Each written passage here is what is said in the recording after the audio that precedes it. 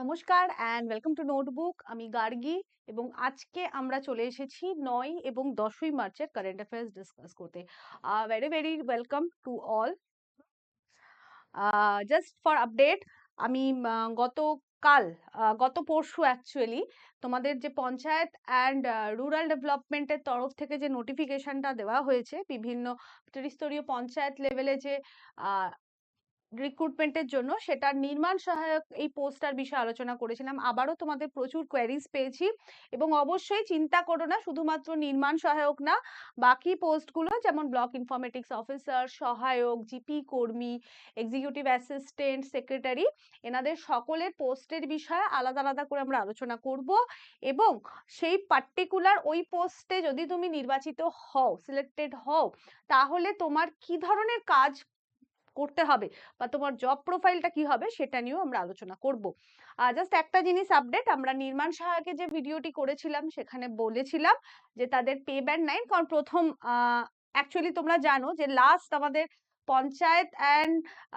Panchayat rules 2004 অনুযায়ী যে salary structure বা পে ব্যান্ড আছে সেটা পরে রিভাইজড হয়েছে, আমাদের রোপা 2019 এসেছে এবং তারপরে আমার এক্সাক্ট ওটা নিয়ে একটু কনফিউশন ছিল। তো প্রথমে পে ব্যান্ড 9 ছিল, কিন্তু ওটা পরবর্তীকাল সময় কিন্তু পঞ্চায়েত অ্যান্ড রুরাল ডেভেলপমেন্ট ডিপার্টমেন্টের থেকে পে ব্যান্ড 12 হবে। ঠিক আছে, তো ওটা আমি আপডেট করে দিয়েছি, তোমাদের একটা কমিউনিটিতে একটা পোস্টও করে দিয়েছি নতুন যে পে ব্যান্ড এবং নতুন যে স্যালারি স্ট্রাকচার নির্মাণ সহায়কদের সেটা দিয়ে। তো তোমরা কাইন্ডলি একটু রেফার করে নিও আর একটু নিজেদেরকে কারেক্ট করে নিও। ঠিক আছে, তো আজকে আমরা 9 আর 10ই মার্চের কারেন্ট অ্যাফেয়ার্স ডিসকাস করব। যদি কারো রুরাল ডেভেলপমেন্ট পিএনআরডি যে নতুন রিক্রুটমেন্ট তার ভিডিওটা কেউ মিস করে থাকো, তাহলে তার লিংক এই ভিডিও ডেসক্রিপশনে দেওয়া আছে। তো আজকের প্রথম প্রশ্ন, who won Pritzker prize 2024? VV important প্রশ্ন, ভীষণ ভীষণ ইম্পর্টেন্ট প্রশ্ন, কারণ আমরা জানি Pritzker prize is considered as, VV important প্রশ্ন, প্রিটজকার প্রাইজ যেটা কিনা আর্কিটেকচার ফিল্ডে দেওয়া হয়, that is considered as Nobel in architecture field. আর্কিটেকচারের ফিল্ডে নোবেল প্রাইজের সমতুল্য ধরা হয়। আমরা জানি যে নোবেল প্রাইজ আর্কিটেকচার ক্যাটাগরিতে দেওয়া হয় না, তো সারা বিশ্বের মধ্যে আর্কিটেকচার ক্যাটাগরিতে প্রিটজকার প্রাইজকে কিন্তু নোবেলের সমতুল্য ধরা হয় এবং সেটি এবারের পেয়েছেন 2024-এর প্রিটজকার প্রাইজটি পেয়েছেন জাপানিজ আর্কিটেকচার রিকেন ইয়ামামোটো। মনে রেখো, কারণ এটা ভীষণ ইম্পর্টেন্ট প্রশ্ন, কোয়েশ্চেন আসার চান্সেস আর দেয়ার। ঠিক আছে, এটা খেয়াল রেখো, এইবারের যে প্রিটজকার প্রাইজটা সেটা হচ্ছে 53rd প্রিটজকার প্রাইজ এবং জাপানিজ হিসেবে উনি হলেন 9th জাপানিজ যিনি কিনা প্রিটজকার প্রাইজ পেলেন। 2024 সালের যে হাইলাইট, সেটা জুরি যিনি তারা হাইলাইটস করেছে যে এনার যে আর্কিটেকচারাল স্ট্রাকচার, মানে রিকেন ইয়ামামোটোর যে আর্কিটেকচারাল স্ট্রাকচার, সেটা মডার্ন যে বিভিন্ন বিষয়গুলোকে মাথায় রেখে মানুষের সুবিধা, স্বাচ্ছন্দ্য, স্পেস দরকার, বা যাতে তোমার স্ট্রেস রিলিভ হয়, মানুষের আজকাল জীবন ভীষণ ফাস্ট হয়ে গেছে, সবকিছুর ওপর বেস করে ওনার আর্কিটেকচারাল স্ট্রাকচার গুলো হয়।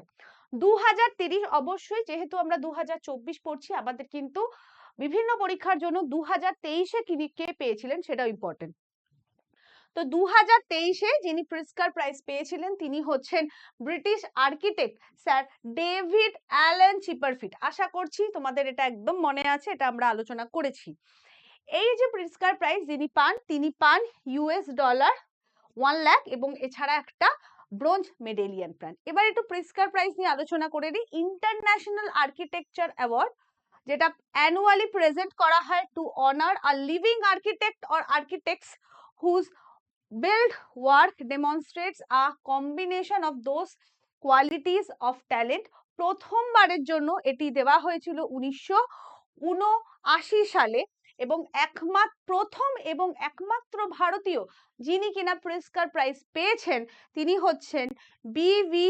দোশী, বালকৃষ্ণ দোশী, 2018 সালে। এটাও কিন্তু একটা ভীষণ ইম্পর্টেন্ট ইনফরমেশন। ঠিক আছে, চলো নেক্সট একটু দেখে নি। ইনি হচ্ছেন 2024-এর প্রিটজকার প্রাইজ ওনার, আর this is one of his architectural innovation. Next question, which Indian writer awarded the Netherlands Erasmus Prize 2024 কোন ভারতীয় লেখক রিসেন্টলি নেদারল্যান্ডসের ইরাসমাস প্রাইজ 2024 পেয়েছেন? তো তিনি হচ্ছেন অমিতাভ ঘোষ। ঠিক আছে, নেদারল্যান্ডের যে প্রিমিয়াম ইরাসমিয়ানাম ফাউন্ডেশন আছে, তারা তার writing in planetary crisis and climate চেঞ্জের ওপর তার যে রাইটিং, তার জন্য অমিতাভ ঘোষকে কিন্তু এই প্রাইজটি দিয়েছেন। ঠিক আছে, এই যে প্রাইজটা সেটা দেওয়া হয়, অ্যানুয়ালি দেওয়া হয় এমন একজন পার্সনকে অথবা ইনস্টিটিউশনকে দেওয়া হয় who has made an exceptional contribution to the humanities, to the social sciences or the arts in Europe and beyond. Europe এবং তার বাইরে এই বিষয়ে কারো যদি এক্সেপশনাল লেখনী থাকে তার জন্য এই অ্যাওয়ার্ডটি দেওয়া হয়ে থাকে। He was honored for his contribution to the theme of the Erasmus Prize. 2024 এর Erasmus Prize এর থিম ছিল ইমাজিনিং দ্য আনথিঙ্কেবল, এবং এনার জন্যই কিন্তু এই ক্যাটাগরিতে উনি কিন্তু এই বছরের প্রাইজটি পেলেন। অমিতাভ ঘোষের সম্পর্কে অবশ্যই না বললেই নয়। ওনার জন্ম 1956 সালে তৎকালীন ক্যালকাটা, বর্তমানে আমরা কলকাতা বলে জানি। ওনার লেখার যে ধরন, দ্যাট ইজ ফেমাস, হচ্ছে পাস্টের সাথে প্রেজেন্ট কে কানেক্ট করার যে রেলিভেন্স, সেই জন্য উনি বিখ্যাত। Primarily covered migration, diaspora, cultural identity, ওনার লেখনীতে এইগুলো পাওয়া যায়। He was the first English language writer to be honoured with the Jnanpith award 2018। Important, এখানে আমি যে যে ইনফরমেশন গুলো দিয়েছি তোমাদের পরীক্ষার জন্য ইম্পর্টেন্ট।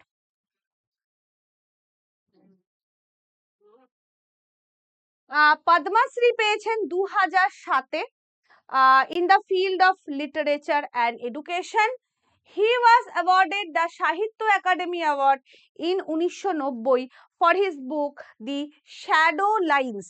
The Shadow Lines বইয়ের জন্য 1990 সালে কিন্তু উনি সাহিত্য একাডেমি অ্যাওয়ার্ডও পেয়েছেন। When is International Women's Day 2024 observed? এটা তো মানে আমরা সবাই জানি, আন্তর্জাতিক নারী দিবস প্রত্যেক বছর 8ই মার্চ অবজার্ভড হয়। ইউনাইটেড নেশনস এর তরফ থেকে অবজার্ভড হয় অবশ্যই to celebrate the social, economic, cultural and political achievements of women. December 1977 সালে ইউনাইটেড নেশনস এর তরফ থেকে এই দিনটাকে ফাইনালি প্রোক্লেম করা হয়েছিল। 2024 সালের এই দিনটির থিম হচ্ছে invest in women, accelerate progress, এবং 2024 এর ক্যাম্পেইন 2024 থিম হয়ে গেছে, এটা হবে ক্যাম্পেইন হবে। ক্যাম্পেইন হচ্ছে ইন্সপায়ার ইনক্লুশন। ঠিক আছে, তো এইটা হচ্ছে ওভারঅল। এছাড়া আমরা জানি যে ইন্টারন্যাশনাল ওমেন্স ডে যদি আমরা হিস্ট্রি দেখতে যাই তাহলে কিন্তু এটা একেবারে 90-এর শুরু, মানে 1900 দশকের একদম শুরুতে কিন্তু এর প্রথম উত্থান জার্মানি থেকে। Who recently nominated to Rajya Sabha on the International Women's Day, আন্তর্জাতিক নারী দিবসের দিন কাকে রাজ্যসভাতে নমিনেট করা হয়েছে? তিনি হচ্ছেন সুধা মূর্তি। আশা করি আমরা ইনফোসিসের যিনি আছেন নারায়ণ মূর্তি এবং তার কন্যা যিনি আছে অক্ষরা মূর্তি, এনার কন্যা হচ্ছে অক্ষরা মূর্তি, যিনি বর্তমানে ইউকের প্রাইম মিনিস্টার ঋষি সুনাকের স্ত্রী। তো সেই সুধা মূর্তি কিন্তু, যিনি ওনার নিজস্ব পরিচয় অ্যান ইন্ডিয়ান এডুকেটর, অথর এবং ফিলান্থ্রপিস্ট, যিনি মানুষের জন্য কাজ করেন, সুধা মূর্তিকে রিসেন্টলি কিন্তু আমাদের ভারতবর্ষের প্রেসিডেন্ট শ্রীমতী দ্রৌপদী মুর্মু রাজ্যসভাতে নমিনেট করেছেন। আমরা যদি ওনার সম্পর্কে ডিটেলে জানতে চাই তাহলে ওনার অ্যাচিভ, উনি 2006 কিন্তু পদ্মশ্রী পেয়েছেন এবং 2023 সালে পদ্মভূষণে ওনাকে ভূষিত করা হয়েছে। আমরা জানি তোমরা সকলে কম্পিটিটিভ এক্সামের জন্য পড়েছো, অ্যাজ পার ইন্ডিয়ান আর্টিকেল 80 ধারার 3 নম্বর সেকশন যদি দেখি, সাবধারা যদি দেখি আমাদের কনস্টিটিউশন অফ ইন্ডিয়ার, সেখানে বলা হয়েছে যে রাজ্যসভায় আমাদের টোটাল সিট হচ্ছে 245, তার মধ্যে 12 জনকে কিন্তু প্রেসিডেন্ট বা ভারতের রাষ্ট্রপতি নমিনেট করতে পারে on the recommendation of government, এবং তারা অবশ্যই লিটারেচার, সায়েন্স, আর্ট এবং সোশ্যাল সার্ভিস ফিল্ড থেকে হতে হবে। ঠিক আছে, তো সেই 12 জনের মধ্যেই একজন হচ্ছে শ্রীমতী সুধা Murthy. Recently, the inaugural National Creator Award were given in how many categories by Prime Minister Narendra Modi? এটা একটা ইম্পর্টেন্ট এবং ইনোভেটিভ জিনিস। সেটা হচ্ছে আমরা আজকাল দেখি সোশ্যাল মিডিয়াতে কন্টেন্ট ক্রিয়েটরদের দেখি, সেটা ইউটিউবে দেখতে পারি, ফেসবুকে দেখতে পারি, ইনস্টাতে দেখতে পারি। তো এই কন্টেন্ট, যাদের কন্টেন্ট সত্যি কোথাও না কোথাও শোকেস করছে ভারতের কালচারকে, ভারতের হেরিটেজকে, এবং সেইটা কোথাও না কোথাও প্রধানমন্ত্রী বলেছেন ক্রিয়েট অন ইন্ডিয়া ক্যাম্পেইনের মধ্যে পড়ছে, তাদেরকে কিন্তু অ্যাওয়ার্ডের একটা ব্যবস্থা করা হয়েছে এবং প্রথম অ্যাওয়ার্ড দেওয়া হচ্ছে 20টা ক্যাটাগরিতে। এই ক্যাটাগরিগুলোতে কে পেয়েছে জানার দরকার নেই সেইভাবে। এটা to recognise the young talent in 20 categories. তার মধ্যে স্টোরি টেলিং আছে, সোশ্যাল চেঞ্জ অ্যাডভোকেসি আছে, এনভায়রনমেন্টাল সাস্টেনেবিলিটি আছে, এডুকেশন, গেমিং, মোর, এই সমস্তর মধ্যে।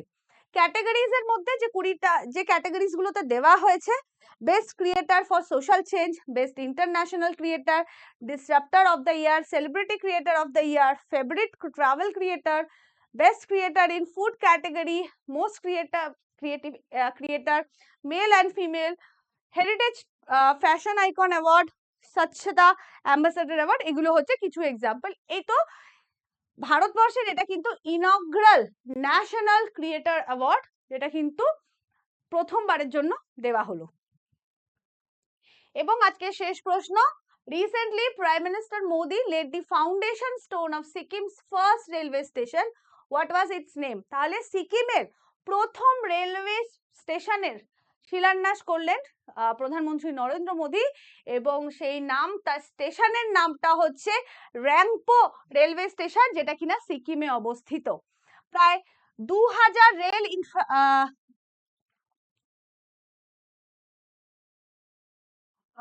আমাদের ভারতবর্ষের প্রধানমন্ত্রী রিসেন্টলি আমরা দেখেছি পশ্চিমবঙ্গে এসেছিলেন এবং তিনি রেল ইনফ্রাস্ট্রাকচারের প্রজেক্টের ঘোষণা করেছেন, যার মধ্যে প্রায় 41,000 কোটি টাকা। তার মধ্যে একটা হচ্ছে র্যাম্পো রেলওয়ে স্টেশন, দ্যাট ইজ, যেটা কিনা part of the under construction 45 kilometre rail line পশ্চিমবঙ্গের সেবক থেকে, পশ্চিমবঙ্গের শিলিগুড়ির নিকট সেবক থেকে সিকিমের রংপো অবধি এই রেল লাইনটি তৈরি হবে। এবং সেই রেল লাইনের মধ্যে সব থেকে বড় যে স্টেশনটি হবে সেটা হবে র্যাংপো স্টেশন, এবং সেই স্টেশনেরই কিন্তু শিলান্যাস করলেন। এই সেবক থেকে র্যাংপো অবধি টোটাল 14টা টানেল থাকবে, 22টা ব্রিজ থাকবে, এবং এর মধ্যে 3টে স্টেশন পশ্চিমবঙ্গে অবস্থিত থাকবে। তাদের নাম হচ্ছে রিয়াং, তিস্তা বাজার এবং মেল্লি, যেগুলো পশ্চিমবঙ্গে অবস্থিত থাকবে। তিস্তা বাজার যেটা, সেটা কিন্তু আন্ডারগ্রাউন্ড একটা স্টেশন হবে। ঠিক আছে, তো এই রাংপো রেলওয়ে স্টেশন হচ্ছে সিকিমের প্রথম রেলওয়ে স্টেশন। তো এবার তোমাদের জন্য প্রশ্ন, recently Indian Navy commission which ship at Minicoy Lakshadweep? যেহেতু এটা একটা প্রিমিয়ার ক্লাস, তো তোমরা কাইন্ডলি একটু কমেন্ট করে জানিও যে রিসেন্টলি ইন্ডিয়ান নেভির তরফ থেকে লাক্ষাদ্বীপের মিনিকয় দ্বীপে যে শিপটা কমিশন করা হয়েছে তার নাম কি? তো থ্যাংক ইউ টু এভরিওয়ান, সকলে অবশ্যই ভালো থেকো, এবং আগামীকাল দেখা হবে তোমাদের সাথে। এই উইকেন্ডে আমরা ফেব্রুয়ারি মাসের ফুল কারেন্ট অ্যাফেয়ার্স এর এমসিকিউ রিভিশন করব, আমি নোটিফিকেশন তোমাদেরকে দিয়ে দিচ্ছি। এছাড়া আমাদের নোটবুকের যদি ব্যাচে তোমাদের জয়েন করতে হয়, করার ইচ্ছা হয়, সেটার লিংক, কোর্স লিংক আমাদের ভিডিও ডেসক্রিপশনে দেওয়া আছে।